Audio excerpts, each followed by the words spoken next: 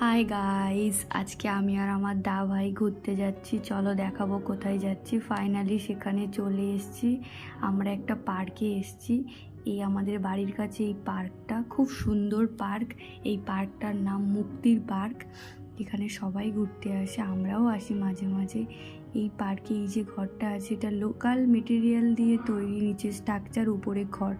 গরমকালে ঠান্ডা দেবে আর ঠান্ডাকালে গরম দেবে, যেটা খুব কম খরচে সুন্দর করে বানানো যাবে।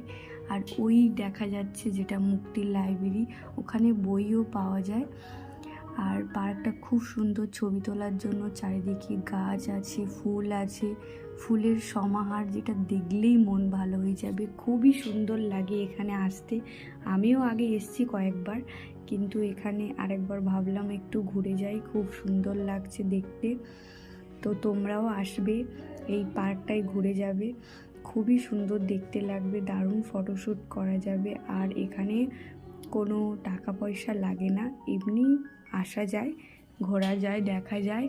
তোমরাও সবাই আসবে, ঘুরে যাবে, ফটো তুলবে। তারপর দেখা হয়ে গেলে আমি আর আমার দাওয়াই সন্ধ্যাবেলা আবার বাড়ি চলে এসেছিলাম। Thank you for watching, bye by.